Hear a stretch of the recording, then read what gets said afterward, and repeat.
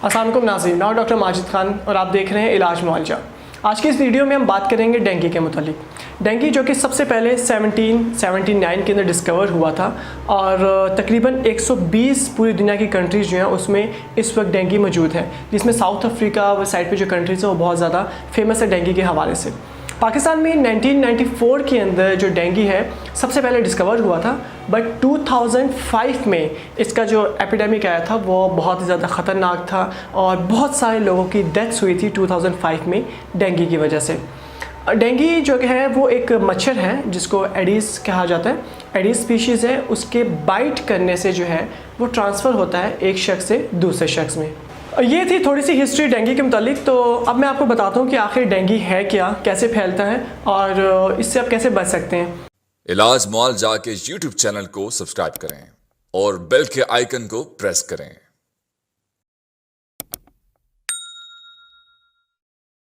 तो सबसे पहले बात करते हैं डेंगू के फैलने की। डेंगू जो है वो एक एडीज़ स्पीशीज़ है मॉस्किटोज़ की, जो एक मच्छर है, उनके बाइट करने से फैलता है। दरअसल जो डेंगू वायरस है वो मुख्तलिफ़ जगहों पे अफज़ाइशी नस्ल होती है उसकी, बट जो साफ़ पानी है वहाँ पे बहुत ज़्यादा वो ग्रो करते हैं। वहाँ से जो ये एडीज़ स्पीशीज़ है मॉस्किटोज़ की, वो वहाँ से उसको सक करती हैं जब पानी पीती हैं, और जब किसी भी बंदे को बाइट करती हैं तो बाइट करते हुए वो क्या करते हैं, उस वायरस को उस बॉडी के अंदर ट्रांसफ़र कर देती हैं। जब वो बॉडी के अंदर ट्रांसफ़र होता है तो तकरीबन 2 से 7 दिन इतने दौरान इस ड्यूरेशन के दौरान जो है ना, आपको बुखार, आपको सर दर्द, आपको जो है जिस्म में दर्द, आपकी लेग्स में पेन, आपको आइज़ में पेन, ये माइनर से सिम्टम्स स्टार्ट हो जाएंगे। इसके साथ साथ आपको मेजर सिम्टम्स क्या स्टार्ट होंगे, आपको वॉमिटिंग बहुत ज़्यादा आने लग जाएगी, आपके जो है ना पेट में दर्द रहना शुरू हो जाएगा, और इसके अलावा आपका दिल हर वक्त ख़राब रहने लगेगा। आपको जब बुखार होगा तो उसमें सर्दी बहुत ज़्यादा लगेगी, और वो सर्दी इतनी शिद्दत की होती है कि आपका दिल करता है कि आप रज़ाई ओढ़ लें, चाहे वो गर्मियाँ हों चाहे वो सर्दियाँ हों, मगर आपको इतनी शिद्दत की सर्दी उसमें फ़ील होती है।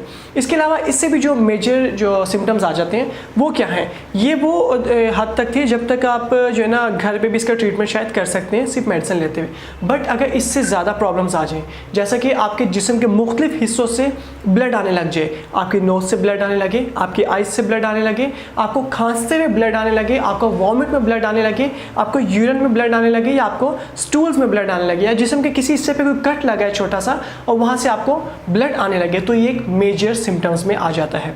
इसके साथ साथ एक और मेजर सिम्टम्स में ये आता है कि आपका जो यूरिन है वो आपको सही ना आए, मीन्स कि आप जितना पानी पी रहे हैं उस हिसाब से आपका यूरिन कम होने लगे। एक और जो इसका मेजर सिम्टम है वो ये है कि आपका जो यूरिन आउटपुट है, मीन्स कि आपको यूरिन आना कम हो जाता है। समटाइम तो ऐसा होता है कि हम पानी ही कम पी रहे होते हैं जिसकी वजह से यूरिन आउटपुट बहुत कम होता है, बट बाज़ औक़ात ये देखा जाता है कि बहुत ज़्यादा पानी पी रहे हैं मगर उसके बावजूद भी जो पानी ज़्यादा पीने के बावजूद भी यूरिन है वो बहुत ही कम आ रहा है। और इसके अलावा ड्रिपें भी हम लगवा रहे हैं, ड्रिप में भी नॉर्मल लाइन्स रिंगर्स वगैरह में लग रहे हैं, पानी के जो फ्लूइड होते हैं वो बहुत ज़्यादा जा रहा है, उसके बावजूद भी जो यूरिन आउटपुट है वो हमारा बहुत ज़्यादा कम आता है। तो उसमें ये होता है कि जो हमारा जो फ्लूइड है भी जितना वो बाहर आने के बजाय, फ़िल्टर होकर बाहर आने के बजाय वो क्या होता है कि जो जिस्म के मुख्तलिफ हिस्से हैं वहाँ पे जमा होने लग जाता है, जो कि बहुत ज़्यादा ख़तरनाक स्टेज है जिसमें आपके जिस्म में मुख्तलिफ जगह पे स्वेलिंग्स भी हो जाती हैं। तो ये थे वो तमाम सिम्टम्स जिनमें आपको अंदाज़ा हो जाएगा कि आपको डेंगू है कि नहीं है। जो माइनर सिम्टम्स हैं उस तक तो आप घर पे इसका इलाज कर सकते हैं, जो करीबी आपका कोई क्लिनिक है या कोई सरकारी अस्पताल है वहाँ जाएंगे आप तो आपको एडमिशन की ज़रूरत नहीं पड़ेगी, आपको उसी वक्त ट्रीट करके मेडिसिन देंगे प्रिस्क्रिप्शन पे और आपने वो मेडिसिन यूज़ करते रहना है। बट अगर मेजर सिम्टम्स में आप फॉल हो रहे हैं तो तब आपका एडमिशन बहुत ज़्यादा ज़रूरी हो जाता है। इसमें एक इम्पॉर्टेंट टेस्ट है CBC, जिसमें एक बहुत ही इम्पॉर्टेंट चीज़ देखनी पड़ती है, जो आम जो बंदा है उसको भी उसका इल्म होना चाहिए, वो है प्लेटलेट्स।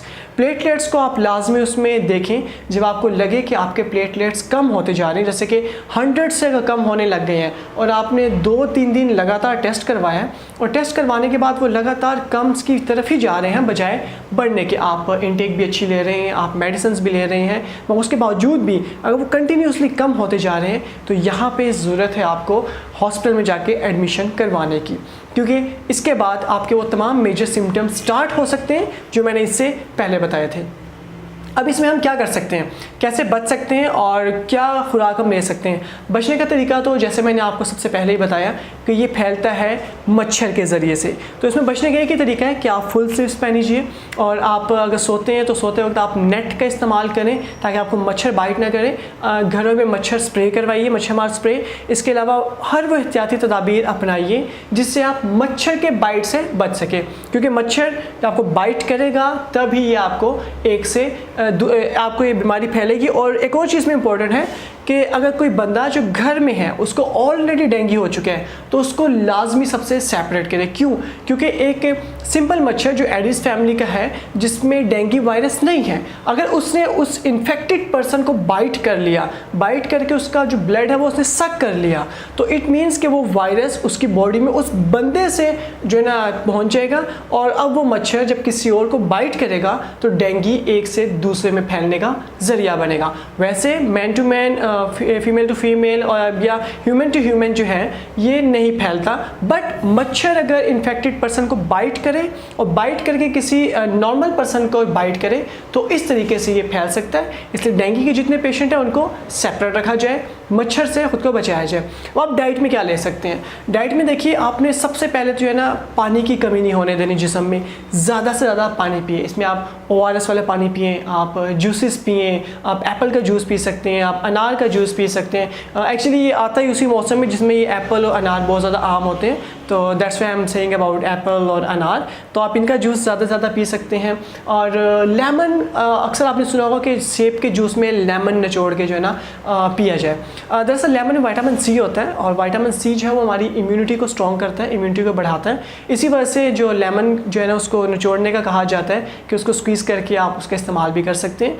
और आप डाइट जो है अपनी हल्की फुल्की खानी है, अब बहुत ज़्यादा हैवी खाना नहीं खाना, आपने लाइट फूड लेना है। उसके रीज़न ये है कि आप ऑलरेडी वीक हो चुके हुए हैं, आपकी इम्यूनिटी ऑलरेडी वीक हो चुकी है, आप ऑलरेडी इन्फेक्टेड हैं। तो आप बहुत ज़्यादा जब हैवी खाना खाएंगे तो आपका स्टमक उसको प्रॉपर तरीके से डाइजेस्ट नहीं कर पाएगा, जिससे आपको लूज़ मोशन लगने का खतरा होगा और आपको ऑलरेडी वॉमिटिंग चल रही है जिसकी वजह से आपकी वॉमिटिंग जो है और ज़्यादा बढ़ेगी। तो आप जो भी मेडिसिन आपकी हैं वो तो करीबी जो भी आपके अस्पताल हैं वहाँ से लेते रहिए। आपने बिल्कुल भी सेल्फ मेडिकेशन नहीं करनी डेंगू के हवाले से, क्योंकि डेंगू एक बहुत ही ख़तरनाक चीज़ है और सेल्फ मेडिकेशन इसको बहुत ज़्यादा और ख़राब कर सकती है, आपकी डेथ भी हो सकती है। तो जब आपको पता लगे कि आपको डेंगू है या ये सारे सिम्टम्स हैं तो करीबी जो भी आपके डॉक्टर हो या हॉस्पिटल हो वहाँ जाके अपना ट्रीटमेंट लाजमी करवाइए, हेल्दी लाइफस्टाइल को अपनाइए और परेशान नहीं होना, क्योंकि हम अक्सर औकात छोटी सी बीमारी को लेके बहुत ज़्यादा परेशान हो जाते हैं जिससे वो छोटी चीज़ बहुत बड़ी हो जाती है। तो आपने मेंटली ख़ुद को बहुत ज़्यादा स्ट्रॉन्ग रखना है। ये 2 से 7 दिन या मैक्सिमम 10 दिनों तक रहता है, उसके बाद बंदा मुकम्मल तौर पे ठीक हो जाता है। तो परेशानी की बात नहीं है। डेंगू अगर हो जाता है पहले तो बचाइए ख़ुद को, अगर हो जाता है तो अपना ट्रीटमेंट लाजमी करवाइए, हेल्दी लाइफस्टाइल अपनाइए, you will be perfectly fine इंशाल्लाह। हमें इजाज़त दीजिए इलाज मुआवजा के इस वीडियो से, फिर आपसे मुलाकात होगी। अल्लाह हाफिज़।